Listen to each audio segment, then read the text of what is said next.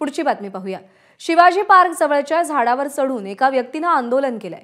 भारतीय प्राणी कल्याण मंडळाने चित्रपट सेन्सॉर बोर्डामध्ये लागू केलेले भ्रष्ट कर संकलन नियम काढून टाकण्यासाठी हे आंदोलन करण्यात आले। त्याला खाली उतरवण्यासाठी अग्निशमन दलाचं पथक सध्या पोहोचलंय। अमेय राणे आपले प्रतिनिधी सध्या आपल्या सोबत आहेत। अमेय, वेगळंच आंदोलन पाहायला मिळतंय, काय कारण आहे आणि कसे प्रयत्न सुरू आहेत त्याला खाली उतरवण्याचे? प्रवीण कुमार मोहोर असं या व्यक्तीचं नाव आहे। हा व्यक्ती अनेक ठिकाणी मंत्र्यांना भेटण्याचा प्रयत्न करतो, वर्षा बंगल्यावरती आणि मंत्रालयात।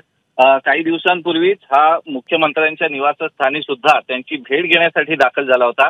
या व्यक्तीचा असा दावा आहे की तो एक सिने निर्माता आहे, त्यानं काही मराठी सिनेमे बनवले आहेत, परंतु त्यात जनावरांचा, पशूंचा कुठेतरी त्याने सीनमध्ये वापर केलाय। आणि जो सेन्सॉर बोर्डाचा नियम आहे या संदर्भात जर तुम्ही कुठल्याही प्राण्याचा आपल्या सिनेमात किंवा कुठल्याही शूट दरम्यान जर वापर किंवा उपयोग करत असाल तर तुम्हाला एक ठराविक रक्कम अदा करावी लागते।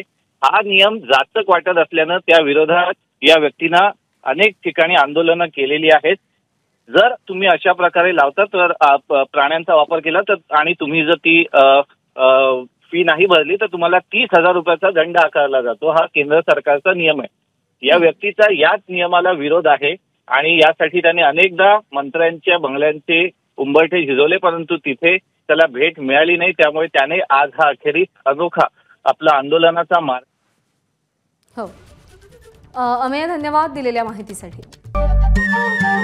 नमस्कार। मन सुद्धा तुझं ही वेगळ्याच प्रकारची मालिका तुम्हा सगळ्यांना खूप आवडली होती। याचा दुसरा सीझन कधी येणार अशी विचारणा झाली। प्रतीक्षा संपली आहे मित्रांनो, येतोय मन सुद्धा तुझाचा दुसरा सीझन। होई मन सुद्धा